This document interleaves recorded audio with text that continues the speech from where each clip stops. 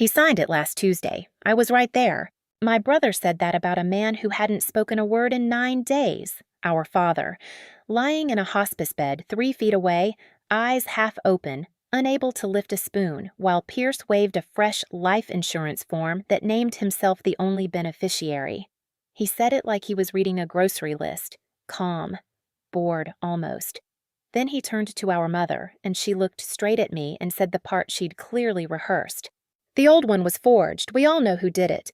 40 days I'd slept in that room. Pearce had come by 4 times, always with his phone up, always for a photo. Now he had a paper, a date, and a story. I had a question I wasn't going to ask out loud yet, because the day he swore Dad had signed that form, I already knew exactly where Dad had been, and it wasn't holding a pen.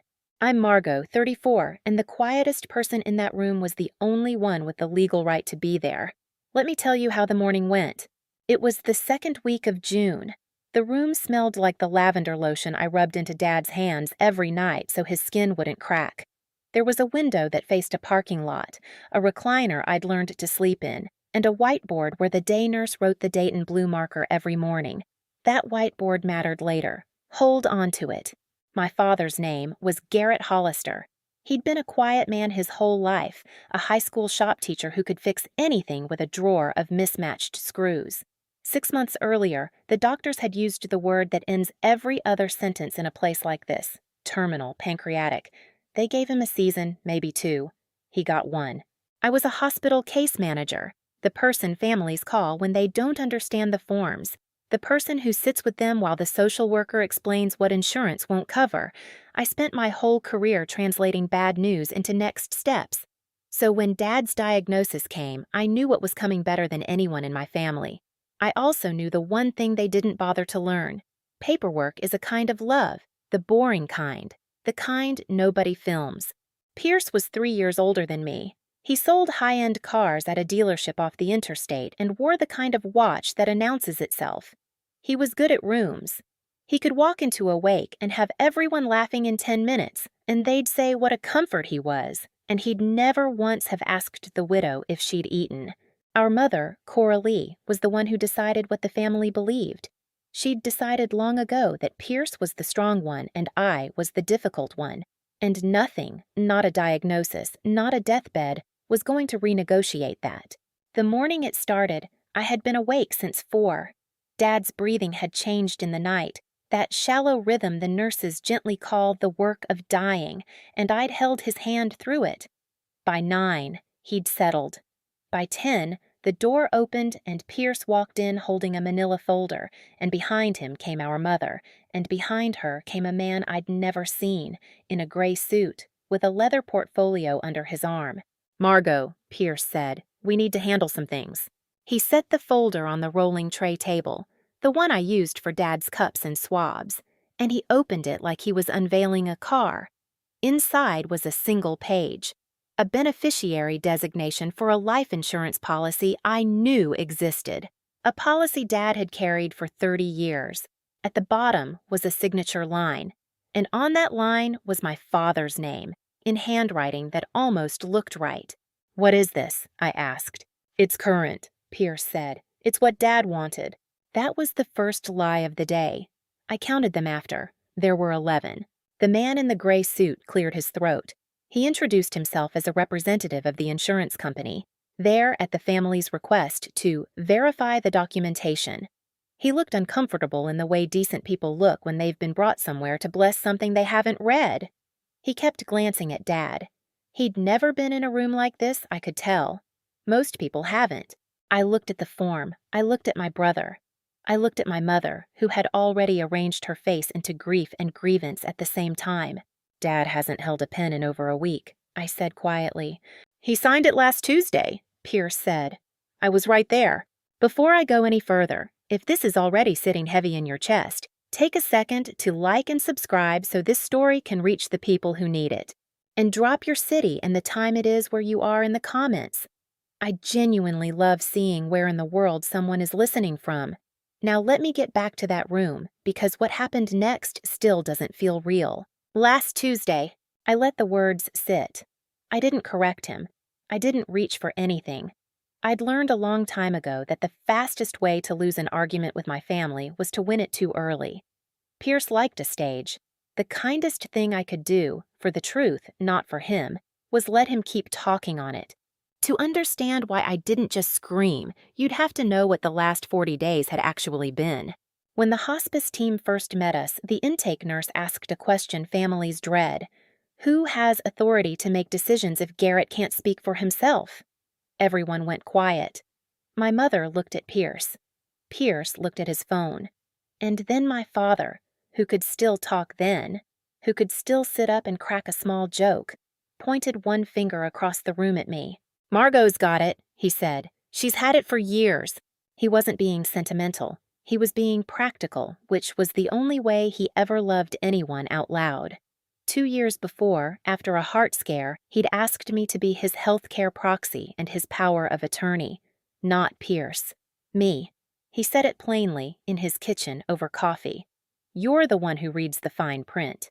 We signed the forms at a credit union with a notary named Wanda who smelled like cigarettes and called everyone Han. I filed them. I kept copies. I never mentioned it because it never came up, because nobody in my family asks who's holding the paperwork until the day they want it to be them.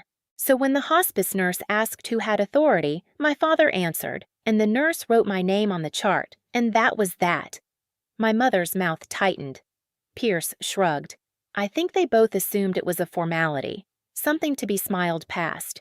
It was not a formality. That's the thing about the boring kind of love. It holds. The first night, I didn't sleep at all. I sat in the recliner and listened to the machine that wasn't keeping him alive, just keeping him comfortable, and I learned the new vocabulary fast. Comfort care. PRN dosing. The difference between asleep and unresponsive. I learned which nurse worked which shift. I learned that Dad liked the radio low, jazz, the station that played standards at night.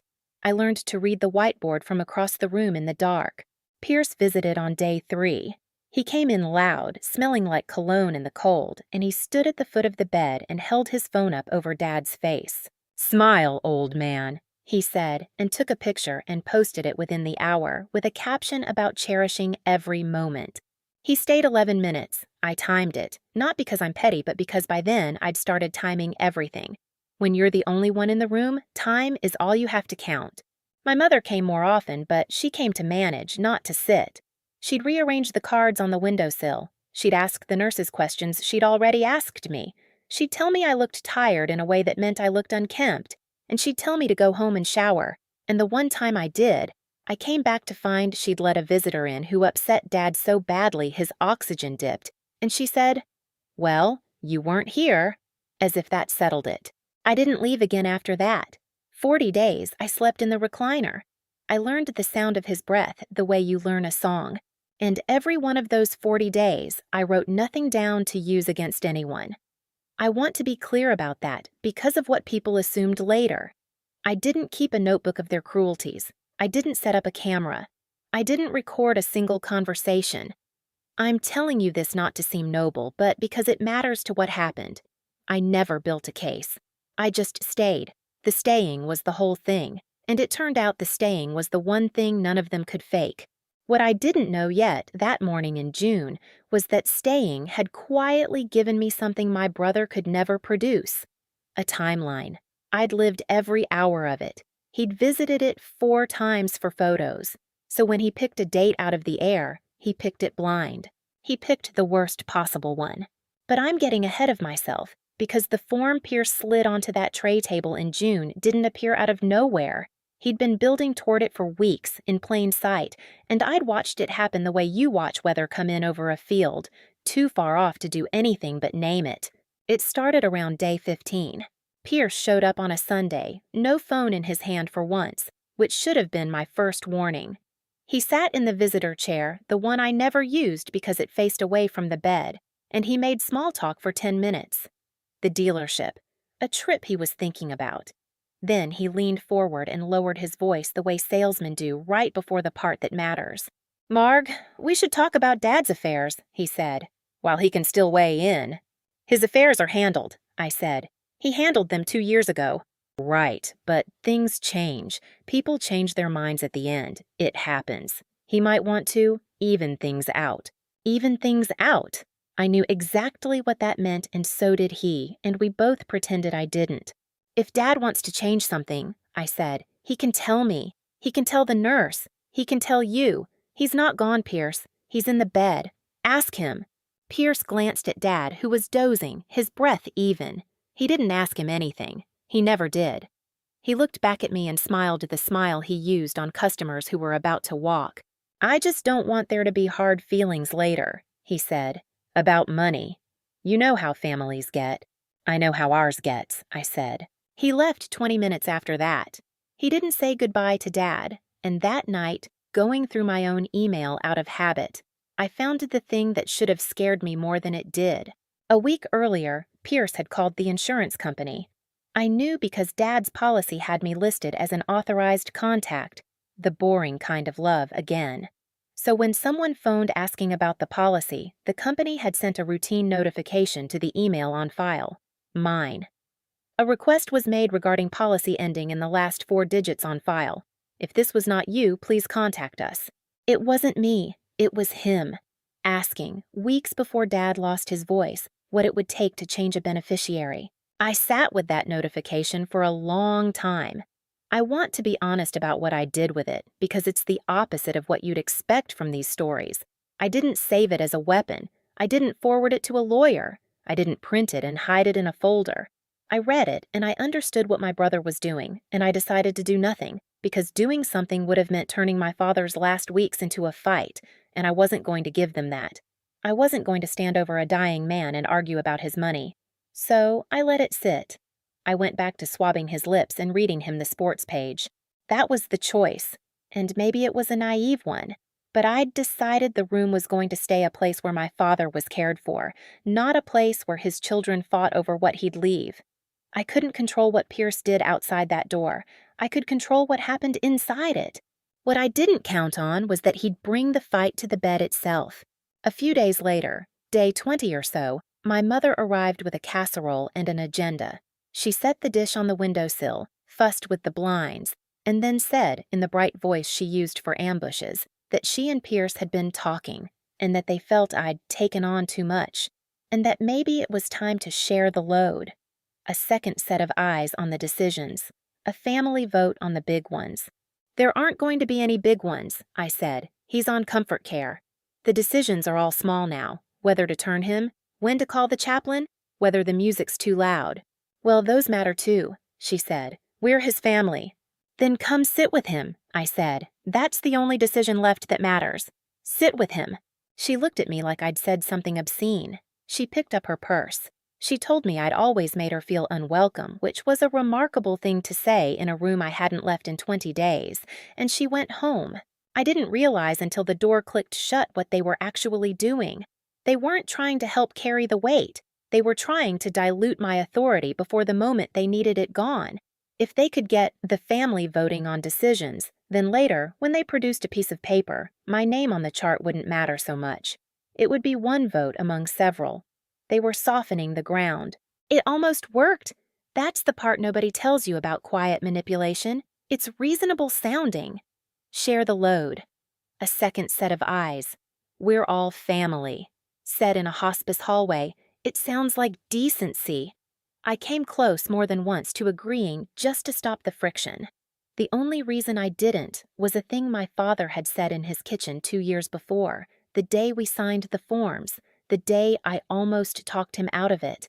Dad, are you sure it shouldn't be Pearce? He's the oldest. He'll be hurt. He'd put down his coffee. Margaux, he said, when I can't talk, I need the person who'll do what's right, not the person who'll do what's easy. Hurt feelings heal. The other thing doesn't. I held on to that, through the casserole, through the call notification, through the Sunday speech. I held on to it the way you hold a railing on ice. And then came the night, day 31, when Pearce tried the most direct version of all. He came after visiting hours, which the staff allowed for family of patients this close to the end. Dad was asleep. The room was dim, just the little light over the sink. Pearce didn't sit. He stood at the foot of the bed and he said quietly, almost gently, He talked to me, last week when you went down to the cafeteria. I'd gone to the cafeteria exactly twice in 31 days, both times for under 10 minutes. Both times because Renata had physically walked me there and told me to eat something. He told me he wanted to make things right, Pearce went on, between us. He said he felt bad about the insurance. He wanted to change it.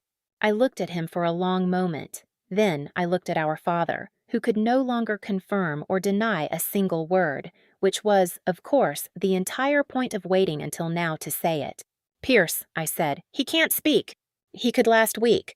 Last week he was asking the nurse for ice and telling me to turn the music up. He wasn't dictating financial documents to you in the 90 seconds I was downstairs. You weren't here, he said. You can't know what he said when you weren't here. And there it was. The whole strategy, laid bare in a dim room over a sleeping man. He didn't need me to believe him. He needed there to be a window, any window, however small, that I couldn't know about. A gap in my presence he could pour a story into. He'd spent weeks looking for it, the cafeteria, the shower, the 10 minutes Renata dragged me to eat. He didn't understand how few of those windows there were. He thought a man who slept at home and visited for photos, and I had roughly the same blind spots. We didn't. I had 40 days of almost total presence. He had 4 visits. When the time came to bet, he'd bet on gaps that didn't exist. But that night, in the dim room, I felt the floor tilt under me anyway, because I realized this wasn't going to stop. He wasn't going to be embarrassed out of it. He was going to keep manufacturing windows until he found one that stuck, and one day he was going to walk in with a finished version, and I had no idea what I'd do when he did. I have to tell you about the night Dad stopped speaking, because it's the hinge the whole story turns on, and because it's the one part I'd give anything to live again. It was a Monday, day 38. He'd had a clearer afternoon than he'd had in a while, the kind hospice nurses warn you about gently, the rally that sometimes comes right before the end, so you don't mistake it for recovery. He'd squeezed my hand. He'd asked, in a threat of a voice, whether the Phillies had won, and I'd lied and said yes because I hadn't checked, and it made him smile. The radio was on, low, the station that played standards after dark. The light was off. It was just the two of us, the way it had been for 38 nights. Around 9, his eyes drifted toward the little speaker on the windowsill. A song was coming on, one of the slow ones with a lot of horn, and he said, so quietly I had to lean in, "Turn the music up, honey." So I turned it up, and I sat back down and took his hand, and we listened to the whole song together, and when it ended, he didn't ask for anything else. He never spoke again. That was the last sentence my father ever said. Turn the music up, honey. I've thought about how lucky I am that it was that, and not a complaint or a worry about money, or my mother's name.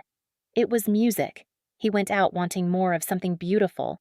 Renata came in near the end of her shift to check on us, and she saw my face, and she didn't say the false thing.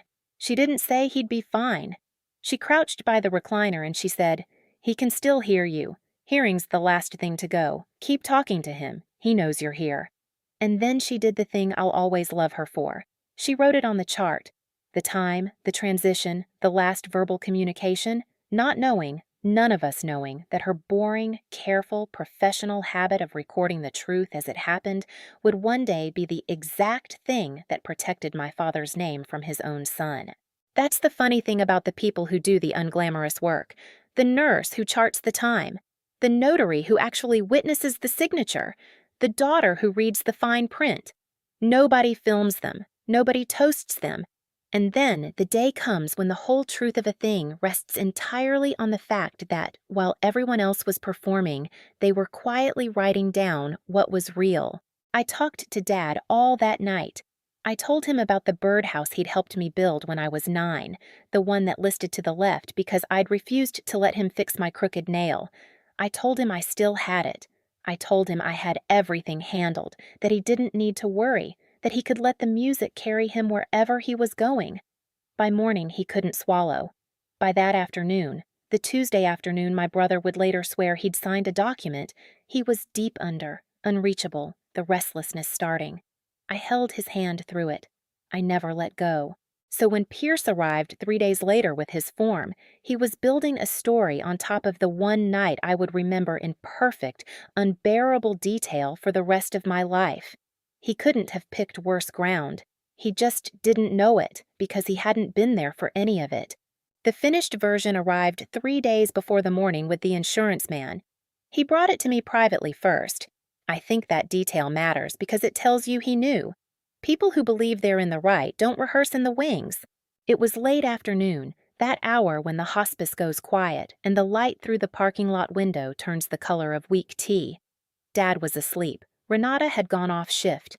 Pearce came in alone, no mother, no phone held up for once, and he had the manila folder under his arm.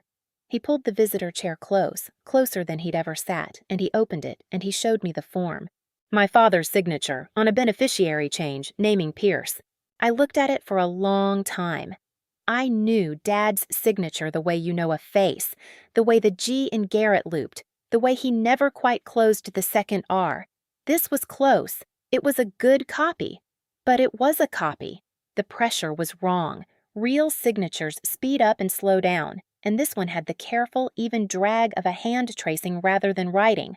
I'd seen enough consent forms in my career to know what a traced signature looks like. But I didn't say that. I didn't say anything about the signature at all. That was the trap I refused to walk into, making it about the handwriting, where it would become my word against his. Where did this come from? I said instead. Dad signed it, Pearce said. He wanted to. I told you he talked to me. When? Recently. Does it matter exactly when? He wanted to fix things between us. He felt guilty about always favoring you with the money. Always favoring me. That was a remarkable rewrite of a childhood in which Pearce got the car and the college and the benefit of every doubt, and I got the fine print. But I let it pass. Pearce, I said quietly, Dad can't hold a pen. He hasn't been able to for days. You know that. You can see him. He could when he signed it. And when was that? He shifted in the chair. I'm not going to be cross-examined by you in my own father's room. There it is, I thought. Every single time I asked him when, he flinched.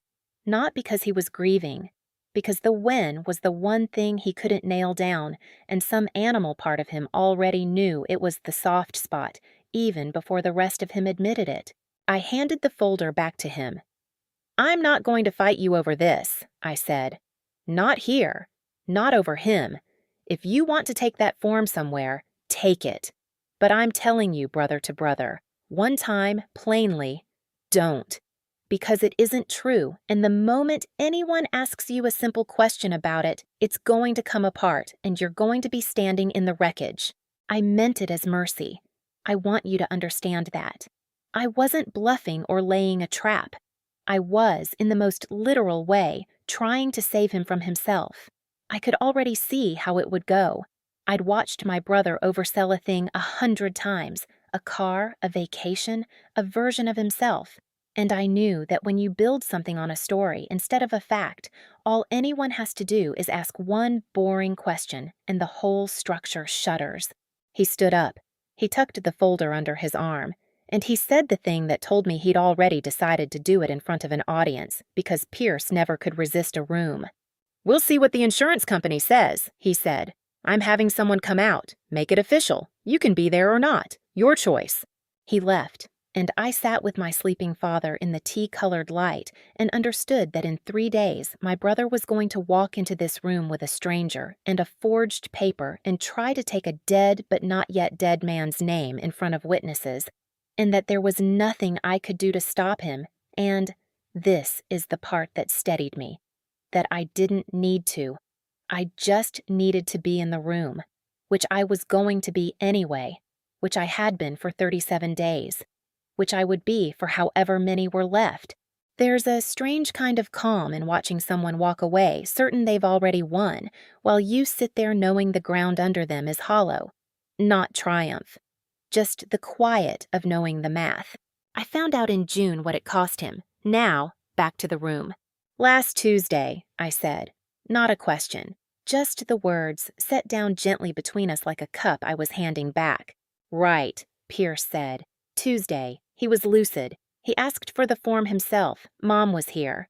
My mother nodded once, firmly, the nod she used at church when she wanted to signal she'd already decided how the vote would go. The insurance man shifted his weight. "And the previous designation," he said, looking down at his portfolio. "The one on file from, let me see, it names a different beneficiary?" "It names me," I said. The room changed temperature, not because it was a surprise to them, because I'd said it out loud, plainly, the way you're not supposed to. My mother's chin came up. "That one was forged," she said. "Margaux had access to all his papers. She handled everything. It would have been the easiest thing in the world." There it was, the accusation she'd been carrying in like a covered dish. I'd been named on Dad's life insurance for 11 years. Not because I asked. I didn't even remember the exact year until later. But because when my parents divorced and remarried and divorced again in the messy decade of my 20s, Dad had, at some point, simply put the steady kid down as the beneficiary and forgotten to think about it again. It wasn't a fortune. It was enough to bury him, pay the bills the dying always leave behind, and have a little left. To Pearce, a little left was the whole point. To my mother, the principle was the point, that I had been chosen, even by accident, over her son. "Mom," I said, "I didn't forge anything." "Then explain how your name got on there." "He put it there. Years ago, you can call the company. There's a date." "The dates can be changed," she said, which is the kind of thing people say when they've decided the truth is whatever they can make survive an argument. I looked at Pearce. He was watching me the way he used to watch me when we were kids and he'd broken something and was waiting to see if I'd take the blame the way I always did. He had the new form. He had the story. He had Mom. What he didn't have was the one thing he'd never bothered to get. He didn't have the days. "Pearce," I said, "when did you say Dad signed your form?" A flicker, small. "Tuesday. This last Tuesday, the 9th. "Yes." "What time?" He paused, and I watched him do the math of a man who'd never thought he'd be asked. "Afternoon. Early afternoon. Mom brought lunch." My mother's head turned a half-inch toward him. I caught it, the first hairline crack, and neither of them felt it yet. I made a choice in that moment that I still think about. I could have stopped him there, said the date out loud, named what I knew. I didn't. I'd sat in enough rooms while a relative invented a story to know that the worst thing you can do to a lie is interrupt it. A lie needs you to argue. It feeds on the argument. So I stayed quiet and let it keep walking. Here is what I knew about last Tuesday, the 9th, and what they didn't know I knew. On Monday the 8th, in the early evening, my father had stopped speaking. Not gradually. There was a last sentence. "Turn the music up, honey." And after that, nothing. The hospice nurse, a steady woman named Renata, who'd been with us for weeks, had marked it on the chart the way they do, because that transition tells the team a great deal about where someone is. She'd sat with me a while afterward.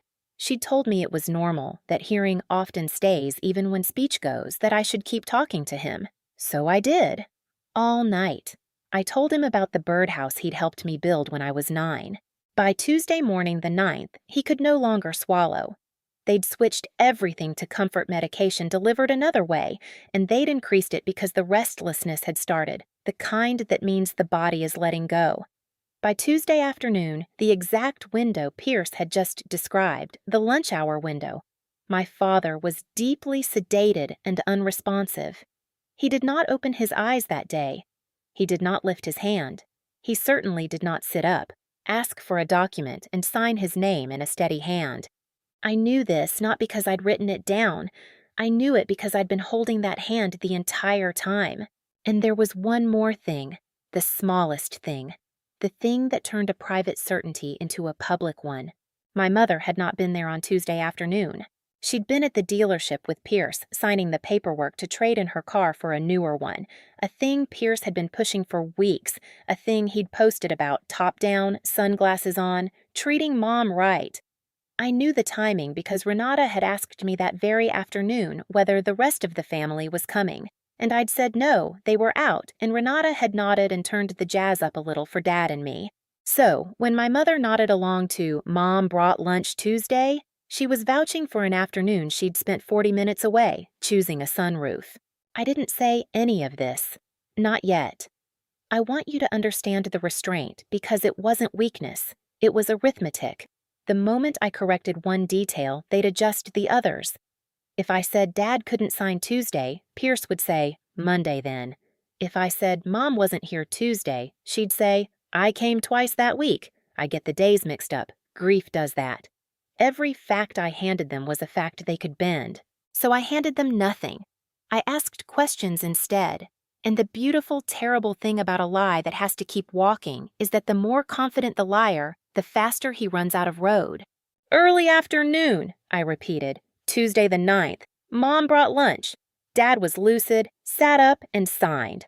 Yes, Pearce said, irritated now, sensing the loop but not the trap. How many times? And it was just the three of you. And the nurse. Probably. People in and out. Which nurse? How would I know which nurse? They all look... He stopped himself, glanced at the insurance man, recalibrated to warmth. It's a stressful time. I don't memorize name tags. The insurance man wrote something down. I noticed. Pearce didn't. Okay, I said. I just want to make sure we have it right for the company. So the policyholder, Dad, sat up on the afternoon of the 9th and signed this in front of you and Mom. Yes, Margaux, yes, my mother said. I was there. And the moment she said it, I knew she'd lashed herself to the mast of the wrong ship, and I felt something I'm not proud of, which was relief. Because I'd given her every chance. 3 times I'd put the day in the air. She could have said, I don't remember exactly when. She could have stepped back. She didn't. She'd been so eager to bury me that she'd stood on the date Pearce handed her and called it her own. The insurance man looked up. May I ask, he said gently to the room, is there anyone on the hospice staff who could confirm the policyholder's condition that afternoon?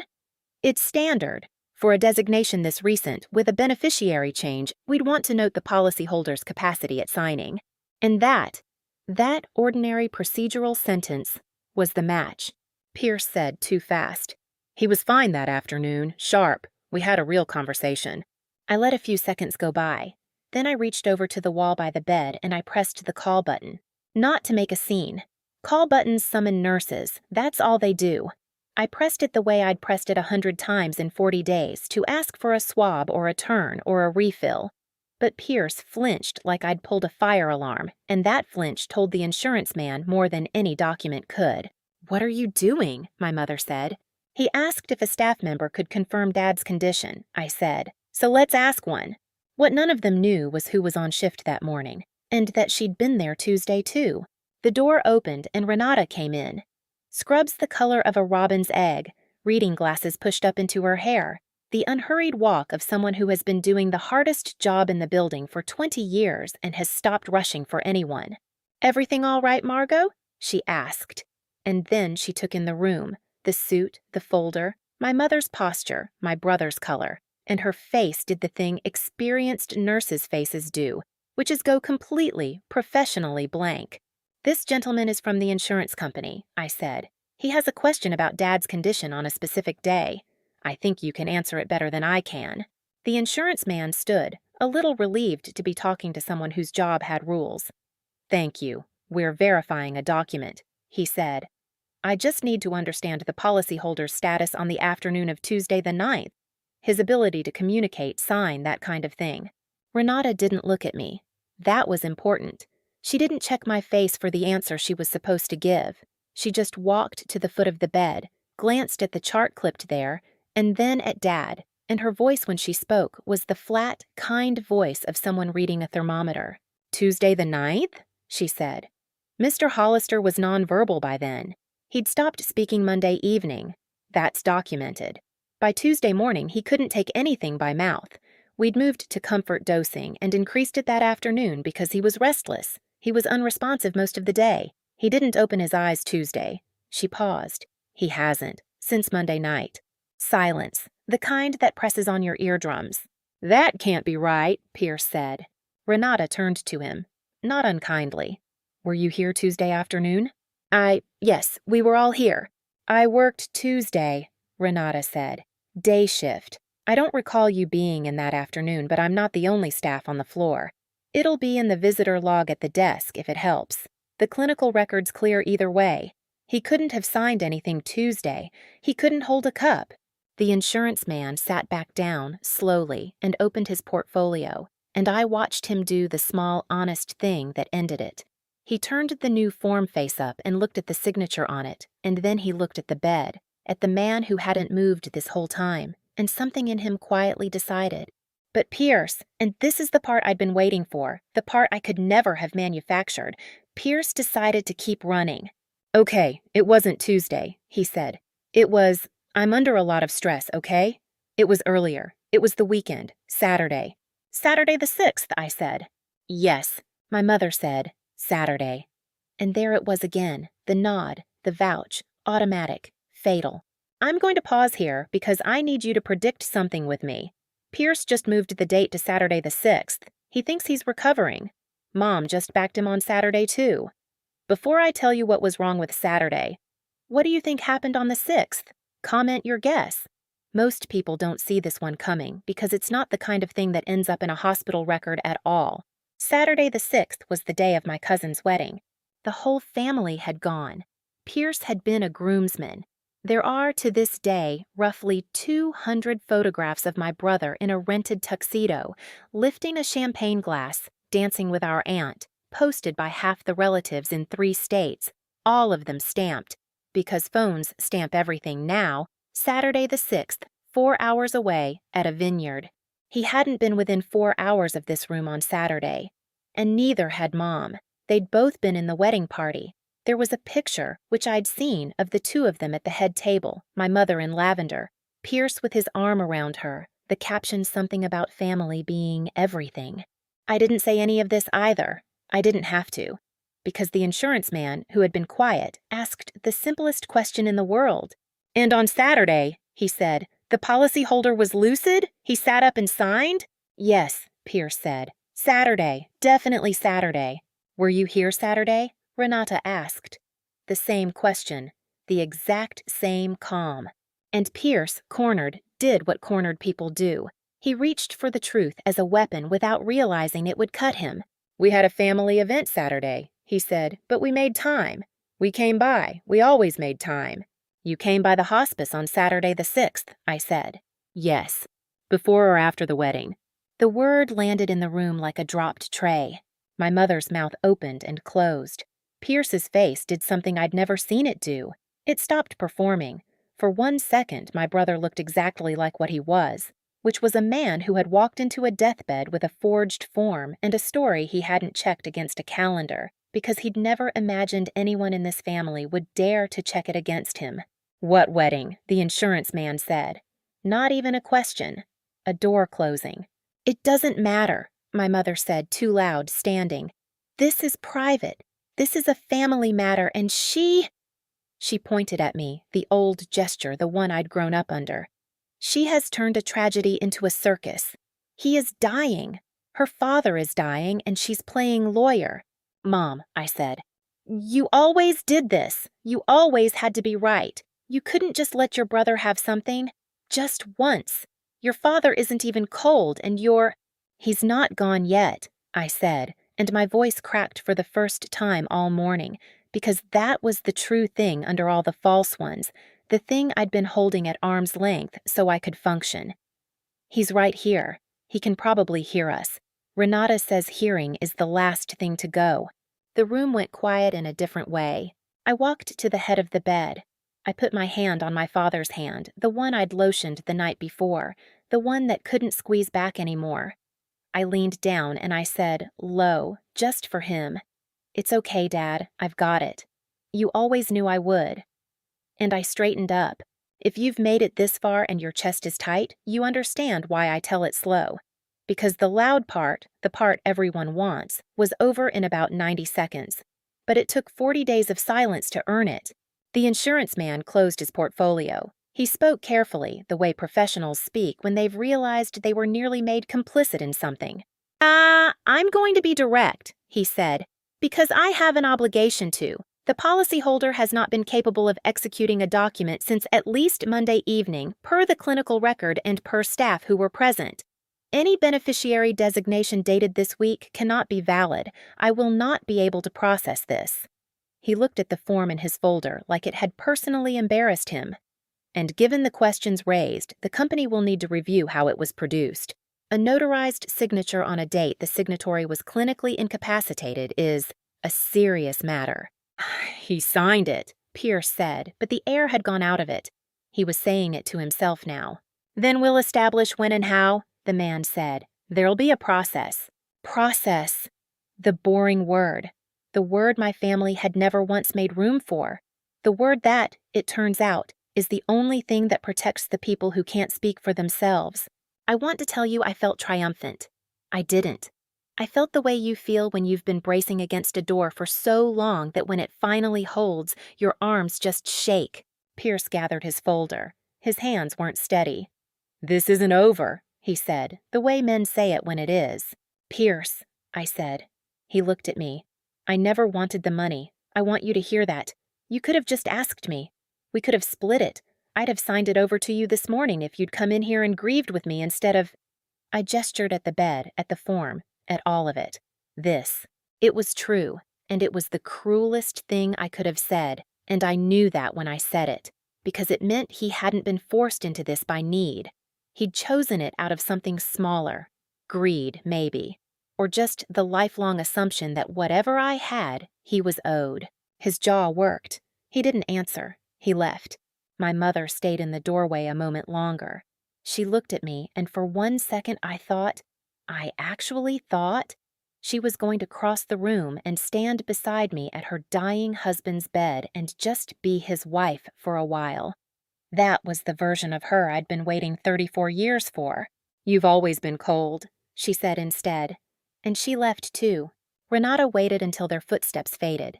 Then she came and stood beside me, and she didn't say anything wise because she'd learned long ago that there's nothing wise to say.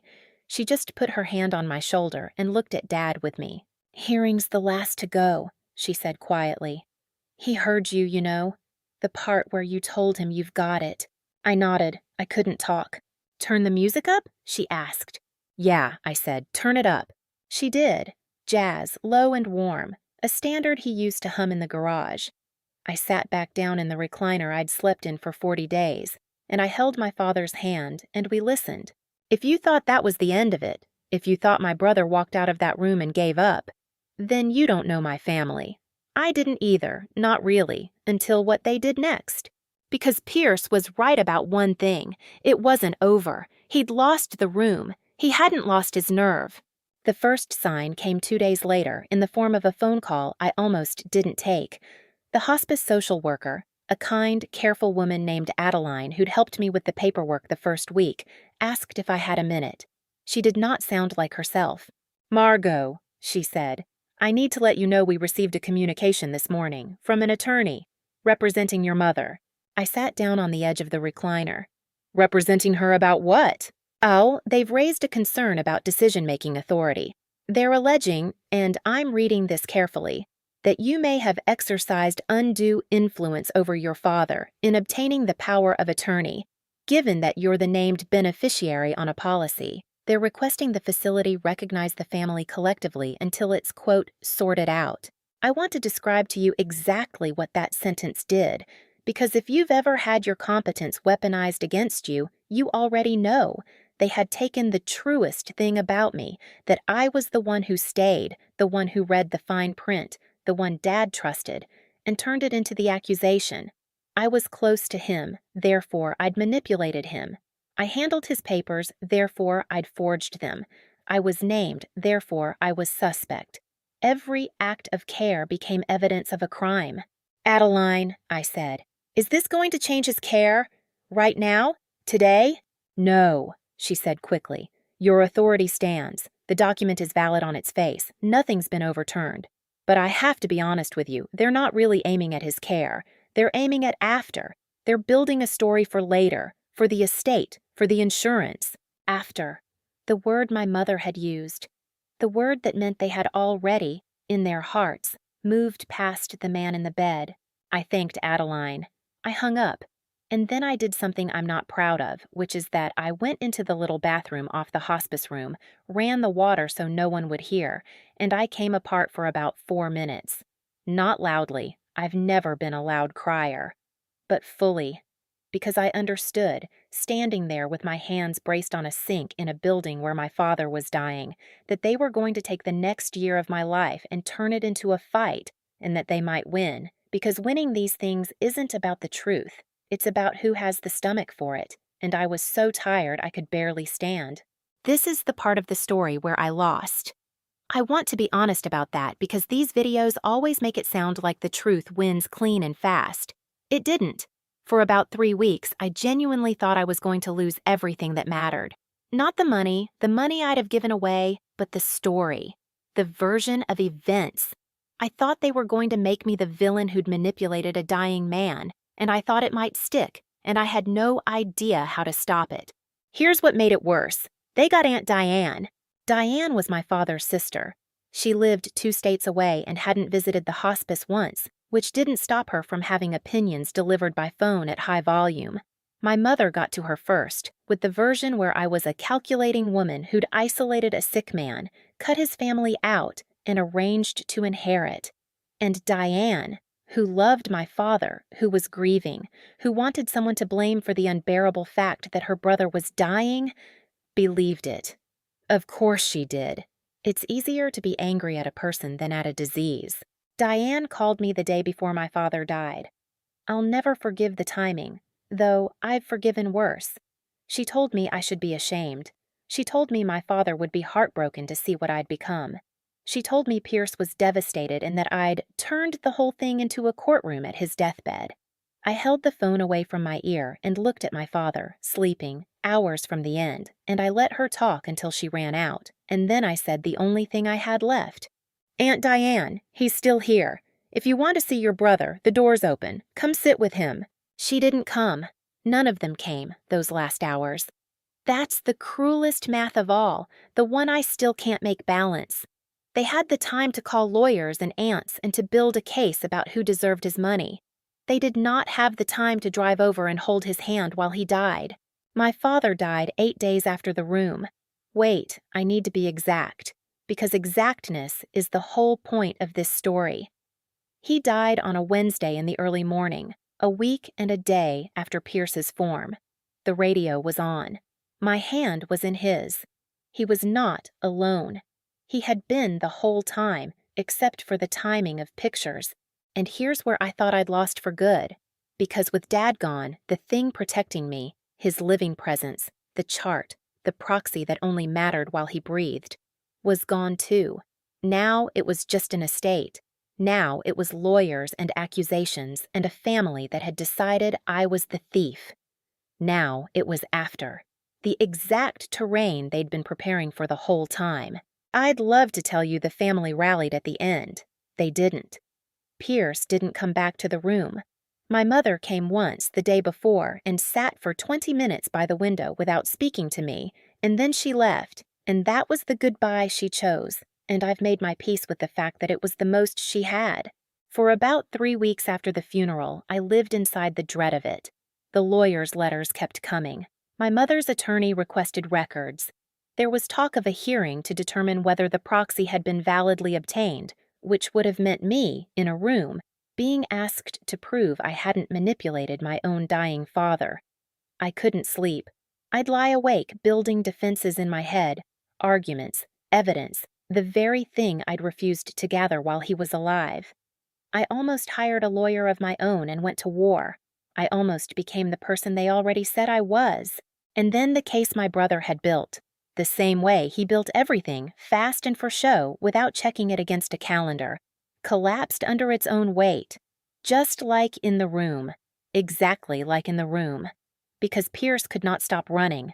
Here's how it came apart, and I swear I did almost nothing to make it happen. The insurance company processing the dispute did the boring thing. They requested the hospice visitor log to establish who'd been present when. That's standard. And the log, the one Renata had mentioned, the one at the front desk, the one I'd never thought about, showed the truth in plain ink.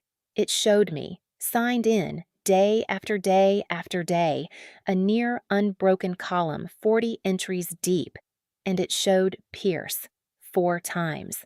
It showed my mother's handful of visits. It showed, crucially, that on Tuesday the 9th and on Saturday the 6th, the 2 dates Pearce had sworn his father signed. Neither Pearce nor my mother had signed into the building at all. Not once. The desk log doesn't care about your story. It just records who walked through the door. But Pearce didn't know they'd pulled the log. So when his own attorney, a real one this time, not the favor notary, asked him gently to firm up the timeline of the signing for the filing, Pearce did it again. He gave a date, a new one. He said it was a Thursday in late May when Dad was still sharp because he'd finally figured out that he needed a day before the speaking stopped. The trouble was, late May was when my father had a 4-day hospital stay for a procedure, before he transferred to hospice at all, admitted, charted, monitored around the clock, in a facility with even better records than the hospice. He hadn't signed anything those 4 days either. He'd been in pre-op and recovery. There is no day on the calendar where my father, lucid and steady-handed, sat up and signed away 11 years of his own arrangements, because that day never existed, and every time Pearce reached for it, he grabbed a day that left fingerprints proving he was lying. His own lawyer withdrew. You can look up why. Attorneys can't knowingly advance a fraudulent claim, and at some point the contradictions stacked too high to ignore.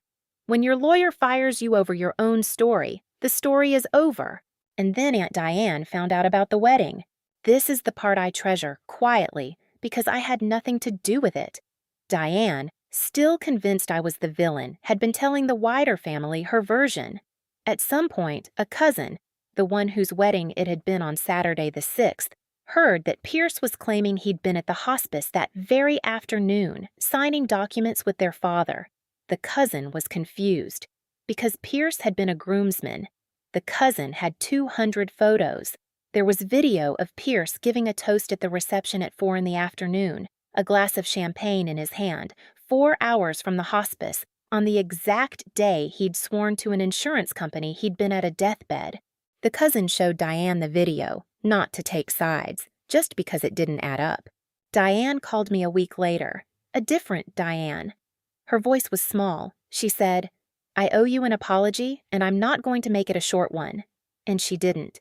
She told me she'd believed Coralie because she'd needed somewhere to put her grief, and that she'd seen the video and the visitor log, and that she was ashamed she hadn't just driven down and sat with her brother and seen for herself who was actually in the room. "You were there," she said. "You were the only one there. I should have known that the whole time." That was when I knew it had truly turned. Not because of a document I'd produced, because the people who'd believed the lie went looking for it on their own and found it had no day to stand on. What happened to the form itself happened the way slow, boring things happen. No courtroom drama. The insurance company finished its internal review. Because a notary's seal had been used on a document the policyholder couldn't have signed, the notary, a man Pearce knew, the way Pearce always knew a guy, got a very uncomfortable letter, and then a worse one, because notarizing a signature you did not witness is not a small thing. It's the whole job, and the failure of it can end a career and start a charge. I'm told he's no longer commissioned. I didn't pursue it. I didn't have to. He'd handed his own oath to my brother, and my brother had spent it. The challenge to my proxy evaporated too, because you cannot argue I manipulated my father into naming me while simultaneously arguing he was lucid enough to re-sign everything over to Pearce on 3 different impossible afternoons. The 2 lies couldn't share a room. They never can. That's the thing about building a case out of stories instead of days. Eventually, 2 of your stories meet in a hallway, and they don't recognize each other.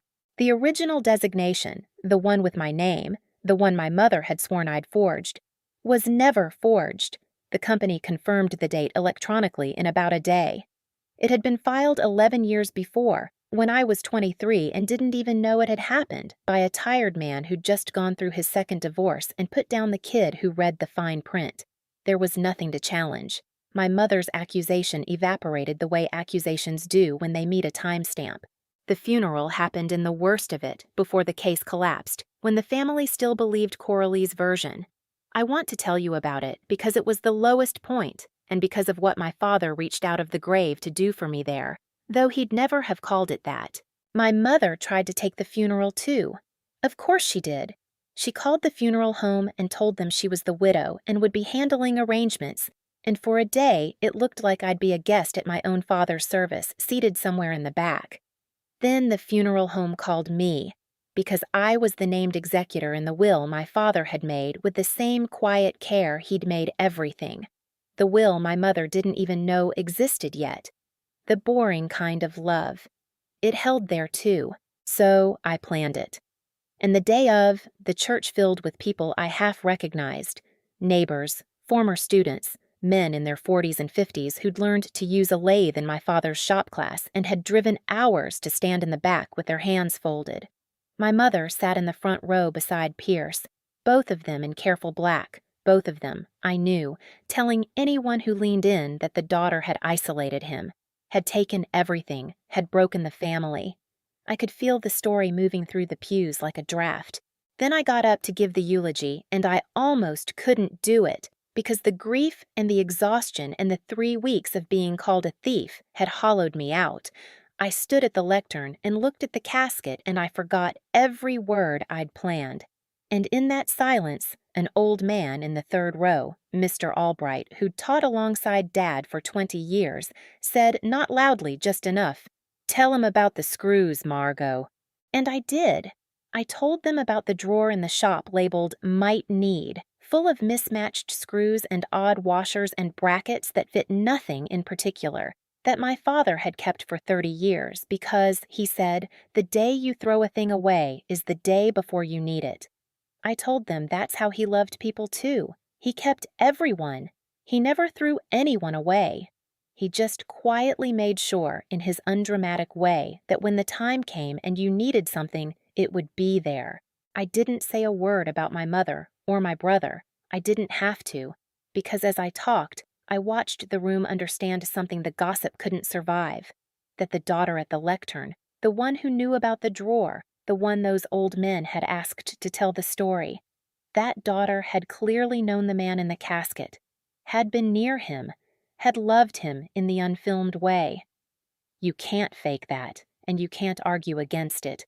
And the version Coralie was whispering started, I think, to curdle in people's mouths right there, though it would take the video and the visitor log to finish it. After, the men from the shop class lined up to shake my hand. One of them held it a beat too long and said, "He talked about you. Every parents' night, every reunion. Said his girl reads the fine print." I had to step outside for a minute after that. My mother and Pearce left early. They didn't come to the graveside. They told the family it was too painful.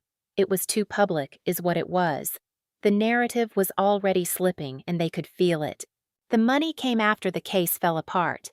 It wasn't a fortune. I covered the funeral, the bills the dying leave behind, the small mountain of small things. And there was a little left, exactly as Dad had drawn it up without thinking. And I did with it the thing I think he'd have wanted, which I'll get to. Pearce called once, 2 months later. Late, I almost didn't answer. "You ruined me," he said. No hello. "How?" I said. Not a fight, a real question. "Everyone knows. The whole family. Aunt Diane won't return my calls. They look at me like you tried to take a dead man's signature," I said. "He wasn't dead." "No," I said. "He wasn't. He was right there. That's the part you still don't understand, Pearce. He was right there the whole time, and you never once just sat with him. You only ever came for the picture. He was quiet, then smaller. Mom says you turned them all against me." "I asked you what time," I said. 3 times. That's all I did. I asked what time and you couldn't answer because you weren't there. I didn't turn anyone. You ran out of days. He hung up. He hasn't called since. I hear things, the way you hear things, that the dealership cooled on him after the talk got around, that he and Mom live closer to each other now and farther from everyone else, that they tell a version of the story where I'm the villain who lawyered her brother out of an inheritance at their father's deathbed. Let them. People believe what lets them sleep. I sleep fine. If you've ever been the one who stayed, the one who did the unglamorous, unfilmed, bone-tired work of showing up, only to watch someone who didn't try to claim it at the end, I want you to hear this because it took me 34 years and 40 nights in a recliner to learn it. The receipts you don't keep are sometimes the truest ones. I never recorded a word. I never wrote down their cruelties to use later. I didn't need to, because I'd lived the days and they'd only visited them. When my brother reached for a date to hang his lie on, every single date he grabbed was a day I'd held my father's hand and he'd held a champagne glass or a steering wheel or a phone. The truth didn't need a hidden file. It just needed someone who'd actually been in the room. There's a thing people get wrong about quiet people. They think quiet means weak, means you'll fold, means you'll take the blame the way you always took it as a kid. My family thought that walking in with a paper and a story and a man in a suit was enough because I'd never been the one who fought back. They forgot that I wasn't fighting. I never threw a punch that morning. I just stopped catching theirs. I asked a question and let go of the rope, and they fell on their own weight, which is the only kind of falling that ever really lands. I used the money, what was left after the funeral and the bills, to buy something Dad would have rolled his eyes at and secretly loved. I put a down payment on his old workshop building, the little cinder block place where he'd taught half the county how to use a table saw without losing a finger. It had gone empty after he retired. I'm turning it into a free repair shop weekends, where people can come fix what's broken with someone who knows how. No charge, the way he'd have done it. There's a drawer there now. I labeled it myself. Might need. I don't talk to my mother. The door isn't locked. It's just closed and she'll have to knock, and I've stopped waiting by it. I don't talk to Pearce. I don't hate either of them because hating them would mean handing them back the controls, and I've taken those gently, the way I took the power of attorney, the way I took the night shift, the way I took the hand of a man who couldn't squeeze back and told him I had it. I did have it. I have it still. If you've ever set a boundary that cost you the people who taught you to have none, tell me about it below. I read everyone. You're not cold. You were just the one who stayed. That's the whole story. 40 nights in a recliner. One nurse who told the truth without being asked. And a brother who picked the only 3 days he could not have been in the room and stood on all of them until they gave way. If you've got a hard choice in front of you about who in your family gets to decide things when you can't, make the boring call. Sign the form, file the paper. It isn't dramatic, and no one will film it. But on the worst morning of your life, the boring kind of love is the only kind that holds. Take care of yourselves, and if there's someone sitting alone in a room like that one right now, go sit with them, not for the picture. Just sit.